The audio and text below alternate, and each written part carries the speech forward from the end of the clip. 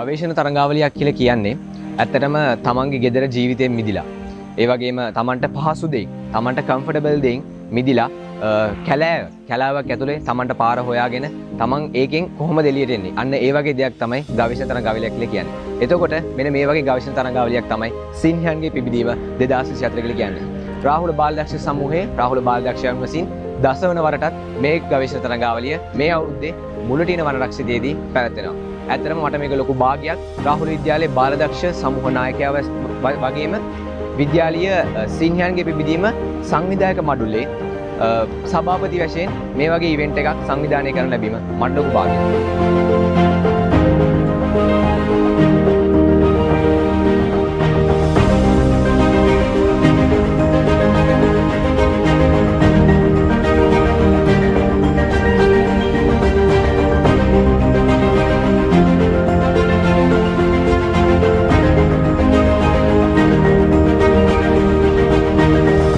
අද සිංහයන්ගේ පිබිදීම ගවේෂණ තරඟාවලියට ලංකාව පුරා පාසල් 30කට එහා ප්‍රමාණයක් සහභාගී වෙලා තිනවා. එතකොට මේ ආපු සියලුම පාසල් කණ්ඩායම් වලට මෙම ගවේෂණ තරඟාවලියේ තමන්ගේ ටීම් වර්ක් එක, කණ්ඩායම් හැඟීම කියන එක, ඒ වගේම ලීඩර්ෂිප් නායකත්වය කියන එක, ඒ වගේ ගුණාංග රැසක් තමන්ට හොඳ විනෝදයක් වෙන්න ලබන්න පුළුවන් හොඳ හයිකියක් කියලා මම කියනවා. ඒ වගේම දැන් මේකේ ආරම්භයේ සිට අවසානයේ දක්වා සියලුම පාසල් වලට හොඳ අමතක නොවන මතකයක් ලැබෙනවා කියන මට නොඅනුමානව කියන්න පුළුවන්.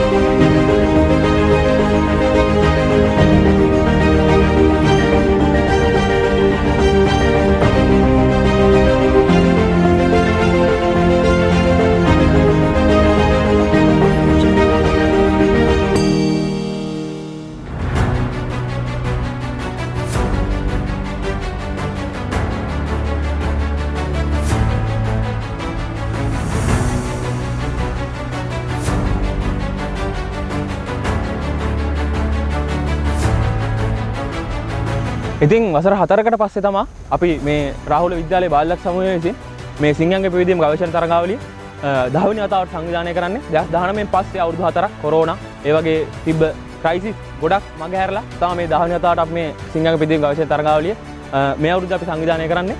ඉතින් මේ අපි ඇවිල්ලා ඉන්නේ මුලට එන රක්ෂිතේ රජ්ජුරු බණ්ඩාල දේවාලය ගාවට. එතන තමයි අපේ ස්ටාර්ටින් පොයින්ට් එක තියෙන්නේ. ඉතින් අපි හැම ටීම් එකක්ම මෙතන නවත්තගෙන ටීම් එක එකින් එක විනාඩි 10න් 10ට අපි කැලේට මුදාහරිනවා. ඉතින් මේ බාලදක්ෂය තමන්ගේ දක්ෂතාවයන්, තමන්ගේ හැකියාවන්, තමන්ගේ දැනුම, බාලදක්ෂ දැනුම උපයෝගී කරගෙන එකිනෙකා සමග කර සටන් කරලා කුසලානේ දිනාගෙන යන තමයි මේ අද මේ රට පුරා ඉන්න බාලදක්ෂය ඇවිල්ලා තියෙන්නේ අපේ ඉස්කෝලේට මාතා රාහුල විද්‍යාලයට. ඉතින් අපි සුබපතනවා සියලුම බාලදක්ෂයන්ට මේ කුසලානේ දිනාගෙන තමන්ගේ ඉස්කෝලේට අරන් යන්න කියලා. ඉතින් අපි බලමු මොකද වෙන්නේ.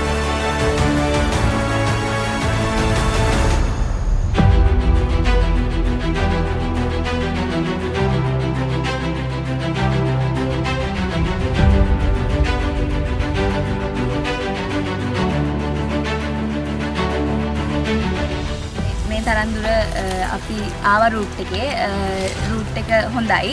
ඒ වුණාට චැලෙන්ජස් වලට මුහුණ දීගෙන අපි ඔබ්සර්වේෂන් ටීම් එකක්. අපිට තාම හම්බුනේ ඇක්ටිවිටි පොයින්ට් එකක් විතරයි. අපිට තියෙන ඇක්ටිවිටි පොයින්ට් 5යි. ඉතින් ඉස්සරහට තියන ටිකත් හොඳට මුහුණ දෙන්න බලාපොරොත්තු වෙනවා. මේ එන ටිකත් හොඳට මුහුණ දුන්නා. ටීම් එකත් ෆිට් එකේ ඉන්නවා. ඉතින් අපි හිතනවා හොඳ තරගයක් දෙන්න පුළුවන් කියලා.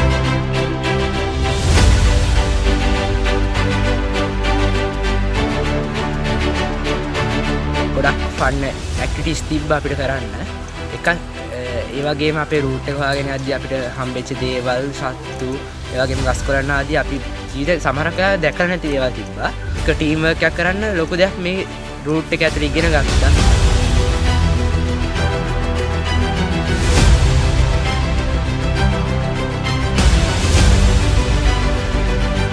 ලයින්ස් වේක් සඳහා අපි සහභාගී වෙන්න දැන් වසර ගණනාවක් කියලා 2019 වර්ෂයේ අපි ඔබ්සර්වේෂන් චැම්පියන්ෂිප් එක දිනා ගන්නවා. ගොඩක් එක්ස්පීරියන්ස් ගන්න පුළුවන් රූට් එක සහ ඒක මම හිතන්නේ අමාරු වෙන තරමට ඒක ගොඩක් හොඳයි. අතටම ඉවෙන්ට් එකට සහභාගී වෙන්න ලැබිච්ච එක ගැන ගොඩක් සතුටුයි.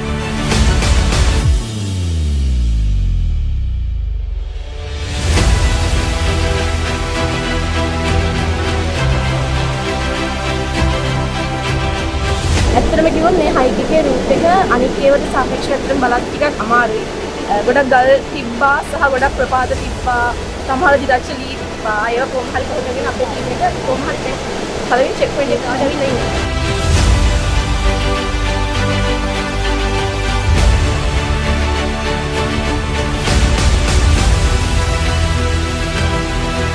මේ අපේ පළවෙනි ලයින්ස් වේක් හයික් එක්ස්පීරියන්ස් එක අපි කලින් නම් සිග්නෝ මනෝජීරකොටු වගේ හයික් වලට ෆර්ගසන් ඒවට සහභාගී වෙලා දිනවා.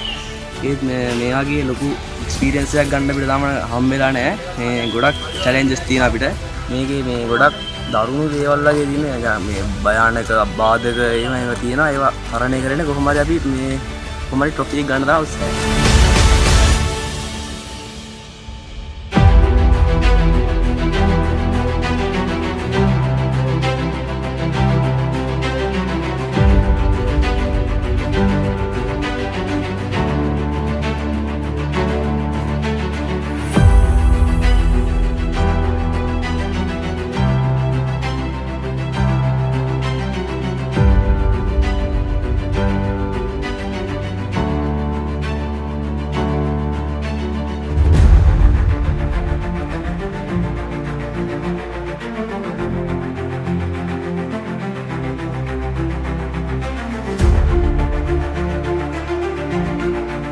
අපේ හයික් චැලෙන්ජ් ටීම් එකක් ආවා. ඊට පස්සේ අමතරව OB ටීම් එකක් ආවා.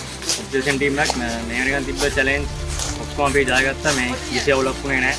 කට්ටියට හොඳ ෆිට්නස් තියෙනවා, එන්ඩුරන්ස් තියෙනවා. හැමෝම මේ හොඳ ෆිට් එකේ ඉන්නවා මේ හයික් එකේ ඉන්නවා.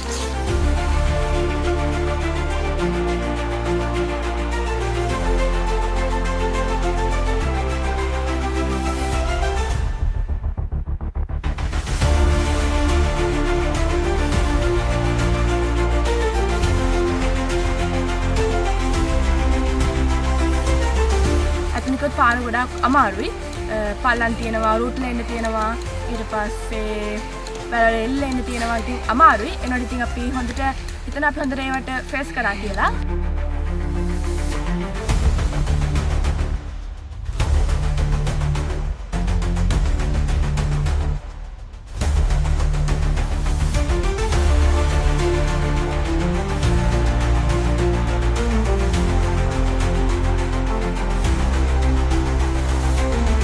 වසර 4ක නිහඬියාවකින් පසුව නැවතත් දසවන වරට ලයන්ස් වේක් ගවේෂණ තරඟාවලිය අද සංවිධානය කර තිබෙනවා.